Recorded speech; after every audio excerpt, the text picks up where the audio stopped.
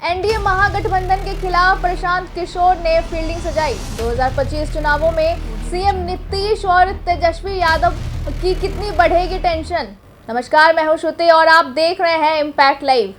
बिहार की राजनीति पिछले 3 दशकों से लालू परिवार और नीतीश कुमार के इर्द गिर्द घूमती रही है। इस बीच कई नेताओं ने अपनी पार्टी बनाकर इनका विकल्प बनने की कोशिश की, लेकिन कोई भी लालू परिवार और नीतीश कुमार के आगे टिक नहीं सका। रामविलास पासवान, शरद यादव, पप्पू यादव, उपेंद्र कुशवाहा सहित कई ऐसे नेता हैं जिन्होंने अपनी पार्टी तो बनाई, लेकिन बाद में ये भी एनडीए या महागठबंधन खेमे के बनकर रह गए।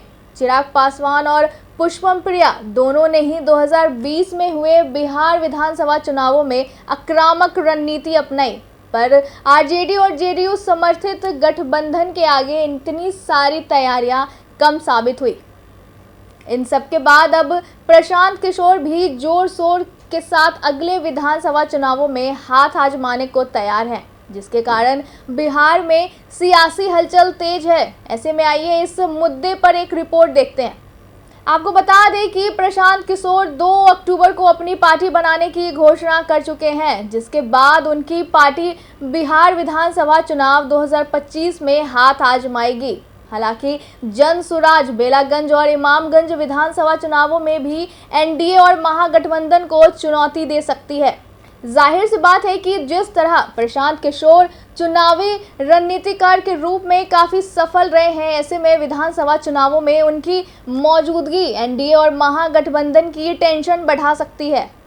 वैसे भी प्रशांत किशोर जनसुराज यात्रा कर जनता की नब्ज टटोलने का काम कर रहे हैं। लंबे समय तक जनता के बीच रहकर कम से कम वो इतना तो समझ ही गए होंगे कि किस क्षेत्र में जनता की बड़ी समस्या क्या है। ऐसे में वे इन्हीं मुद्दों को चुनावी हथियार बना सकते हैं।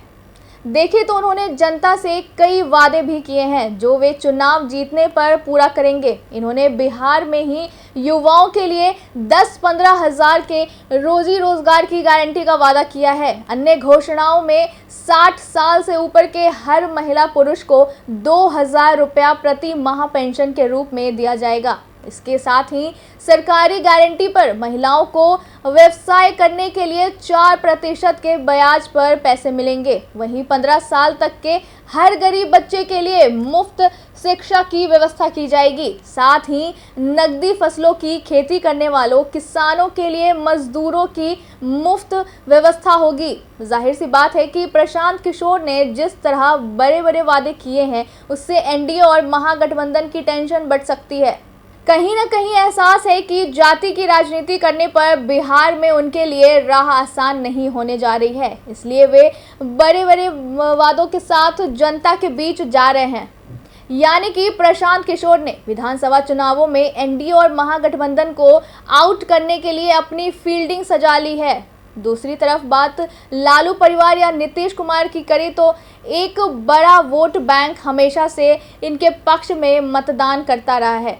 चाहे नीतीश कुमार महागठबंधन में रहे या एनडीए में, इनके कोर वोटर अक्सर इनके साथ रहे हैं। वहीं आरजेडी के कोर वोटर तो अब तेजस्वी यादव को सीएम बनते देखना चाह रहे हैं, जिसके बाद आगामी विधानसभा चुनावों में फिलहाल नीतीश कुमार और तेजस्वी यादव के बीच कड़ा मुकाबला होते नजर आ रहा है।